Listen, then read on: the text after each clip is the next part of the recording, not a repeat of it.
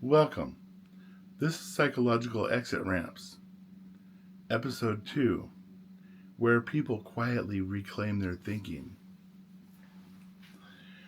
There's a strange moment that happens in certain conversations. You begin talking about something simple, maybe a decision you made, maybe a boundary you've set, maybe a direction you want to take in your life. And instead of discussing the situation itself, the conversation slowly shifts towards something else: your character, your motives, your sense of responsibility. Suddenly, the focus is no longer about what makes sense, it's about whether you're being selfish, or whether you're being disloyal, or whether you're failing to meet someone else's expectations. You start hearing phrases like, "After everything I've done for you, I just thought you were the kind of person who cared about others. Well, I guess this shows where your priorities are." At first, it can feel confusing because the original conversation wasn't about morality at all. It was simply about a choice. But now the situation has shifted, and instead of evaluating the decision itself, you're being asked to defend your character. This is the moment when many people begin feeling something heavy inside: guilt. And guilt is one of the most powerful psychological forces in human behavior. Because unlike fear or anger, guilt doesn't come from outside pressure alone. It comes from inside the person experiencing it, which makes it extremely effective.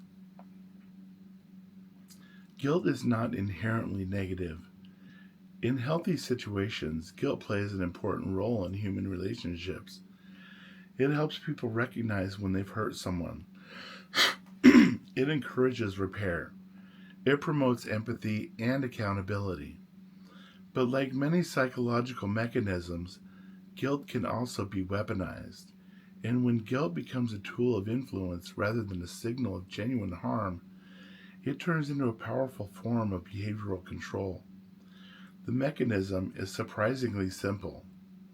Instead of discussing whether a request is reasonable, the conversation shifts to whether refusing the request makes you a bad person. Notice the difference? In a healthy discussion, people evaluate the situation. In a guilt-driven interaction, the focus shifts to identity. Your decision is no longer the issue. Your character becomes the issue. Are you compassionate enough? Are you loyal enough? Are you grateful enough? And once the conversation moves into that territory, many people immediately begin trying to prove something. They try to prove they're not selfish. They try to prove they care. They try to prove they're still a good person. But this creates the trap.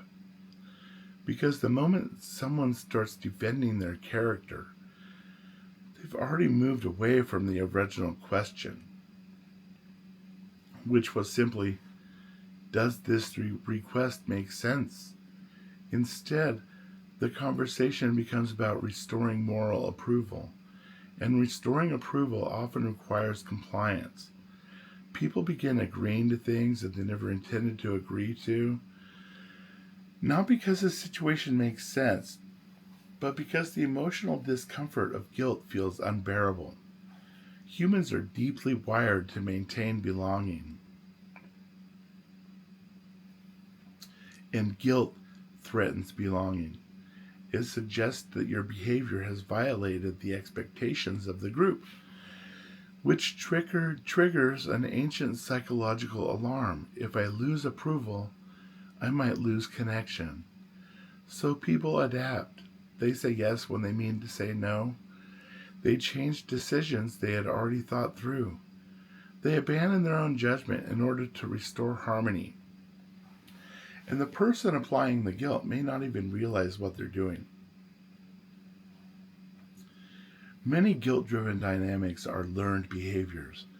People use them because they've seen them work before in families, in organizations, in friendships, in institutions. Over time, the pattern becomes normalized. Excuse me. Certain emotional reactions reliably produce compliance. And once that pattern becomes established, guilt begins functioning like an invisible steering wheel. It quietly shapes decisions. And most people participating in the system never stop to ask the most important question: is this guilt actually pointing to real harm? Or is it simply being used to guide behavior? That question marks the beginning of an exit ramp. The realization usually begins in a very subtle way. It doesn't happen because someone suddenly decides to manipulate you. It happens when you begin noticing a pattern. At first, it might be one small moment. You're asked to do something that doesn't feel quite right. Maybe it's a request that feels unreasonable.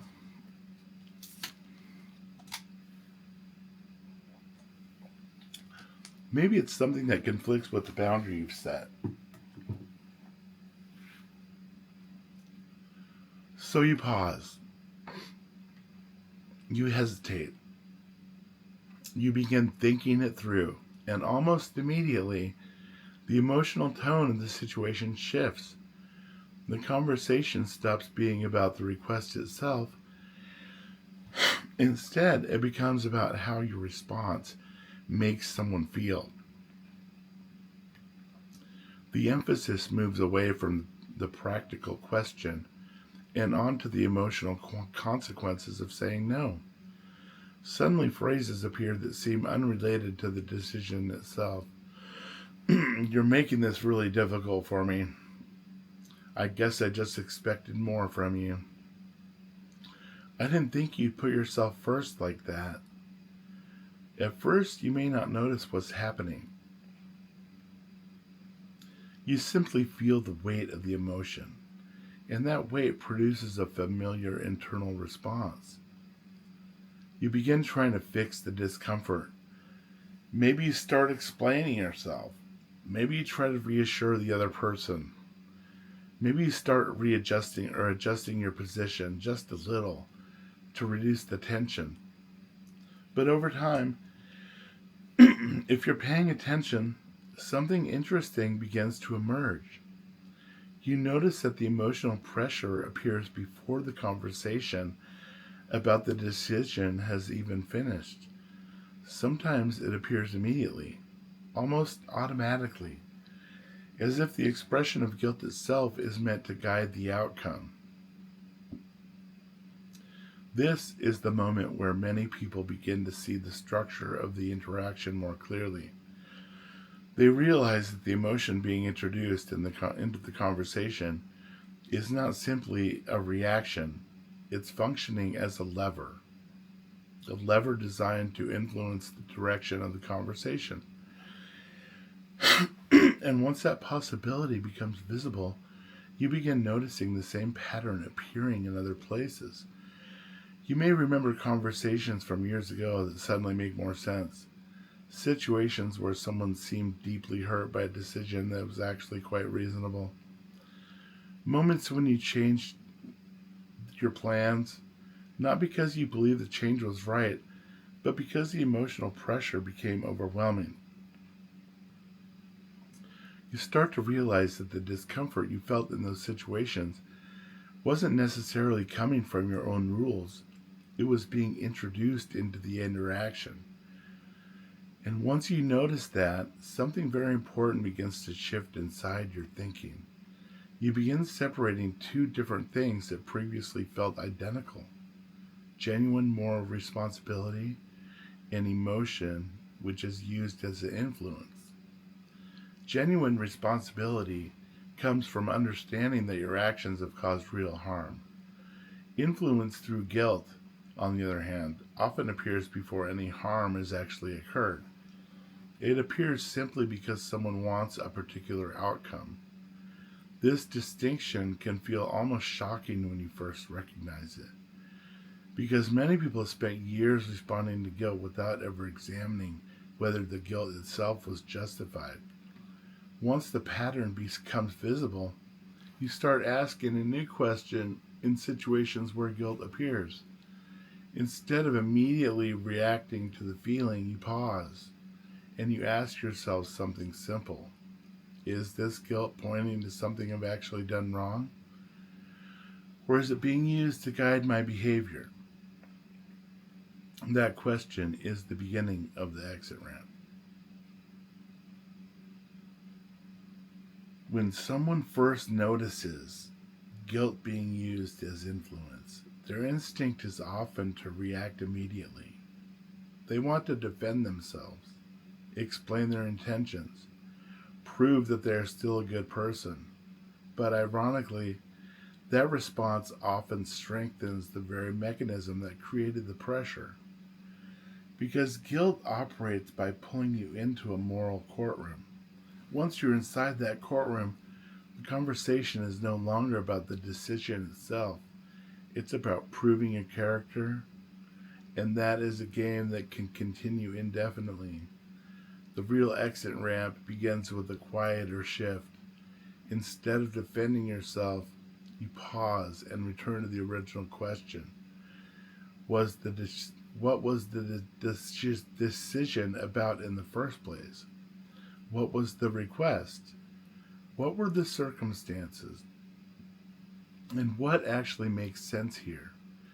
When you bring the conversation back to the situation itself, something interesting happens. The emotional pressure loses some of its power, because guilt only works when the focus stays on your character. Once attention returns to the practical reality of the situation, the leverage begins to weaken. Another important part of the exit ramp is recognizing that other people's emotional reactions are not always moral verdicts. Sometimes they are simply expressions of disappointment. Sometimes they are attempts to regain influence. Sometimes they are habits people learned long ago for navigating relationships. When you understand this, you no longer need to react automatically. You can listen. You can acknowledge their feelings, but you don't have to abandon your judgment in order to restore emotional balance. You can say something simple. I understand that this is frustrating. Or, I hear that you're disappointed. And then calmly return to the decision itself. Clarity doesn't require confrontation. Often it simply requires staying grounded in the original question. What actually makes sense? Over time, something interesting happens when you begin responding this way. The guilt mechanisms stop functioning as effectively, not because you've attacked them, but because you're no longer participating in them automatically. The emotional signal is still there, but it no longer dictates your response. And once that shift occurs, you begin seeing similar dynamics in many areas of life, in families, in workplaces, in institutions, in social movements, anywhere emotional pressure is used to guide behavior. Learning to recognize these patterns is one of the themes I explore more deeply in my book, Psychological Exit Ramps. The book examines the quiet moments when people begin noticing the psychological mechanisms shaping their behavior and the subtle ways they step outside them. But the key insight is actually very simple. Clarity doesn't eliminate emotion. It simply prevents emotion from quietly steering your decisions without your awareness. One of the strange things about guilt is that it often feels like a moral signal. Something inside us immediately reacts. We feel pressure to correct ourselves, to repair something, to restore approval. And sometimes that response is exactly right, but sometimes the signal itself deserves a closer look. Because emotions can travel through relationships just like information travels through networks. And they can be transmitted, amplified, and sometimes intentionally introduced into situations. The moment you begin examining those signals instead of immediately reacting to them, something changes. The emotional pressure slows down. The situation becomes easier to see, and the decision you're facing returns to what it actually was in the beginning, a choice. That moment is when the pressure fades just enough for you to think clearly again. And that is the beginning of another exit ramp. If this idea resonates with you, the next episode explores another psychological exit ramp people discover when they aren't seeing clearly. Sometimes the most powerful step forward is simply stepping off of the road. And with that, that brings this one to a close. I hope you guys have a great day. I appreciate you. Thanks for being with me. And as always, peace.